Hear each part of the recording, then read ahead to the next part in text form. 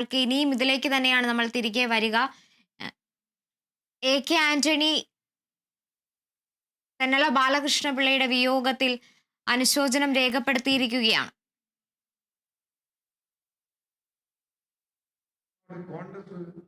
സ്വീകാരനായിരുന്നു. കോൺഗ്രസ് ഒരു കാലത്ത് ശക്തമായ ഗ്രൂപ്പ് ഉണ്ടായിരുന്നു. ഹ്യൂമനാസി കരുണാകരനും ഞാനും അന്ന് രണ്ട് ഗ്രൂപ്പുകളുടെ നേതാക്കന്മാരായിരുന്നു.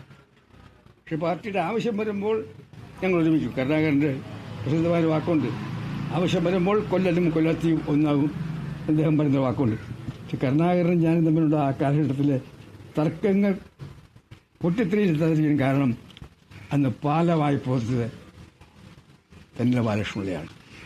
ഞങ്ങളുടെ കാര്യത്തിൽ മാത്രമല്ല, കേരളത്തിലെ കോൺഗ്രസിനകത്തുള്ള തർക്കങ്ങൾ പരിഹരിക്കാൻ അദ്ദേഹം എന്നും അക്ഷീണമായി നീതിമാനെ പോലെ പൊതുച്ചുകൊണ്ട് പാർട്ടി പല ഭൂകമ്പങ്ങളും പൊട്ടിത്തെറികളും ഒഴിവാക്കാൻ സാധിച്ചു.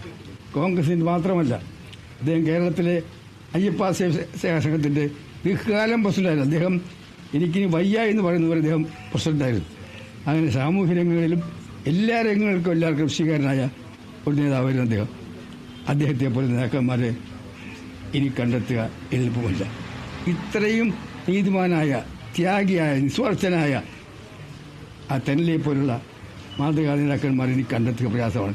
ഇപ്പോൾ കോൺഗ്രസ്സുകാർക്ക് മാത്രമല്ല, കേരളത്തിലെ പൊതുപ്രവർത്തകർക്ക്, രാഷ്ട്രീയ പ്രവർത്തകന്മാർക്ക്, സമുദായ പ്രവർത്തകന്മാർക്ക്, പൊതുരംഗത്ത് പ്രവർത്തിക്കുന്ന എല്ലാവർക്കും എക്കാലവും മാതൃകയായിട്ടുള്ള ഒരു രാഷ്ട്രീയ നേതാവാണ് ശ്രീ തെന്നല ബാലകൃഷ്ണപിള്ള.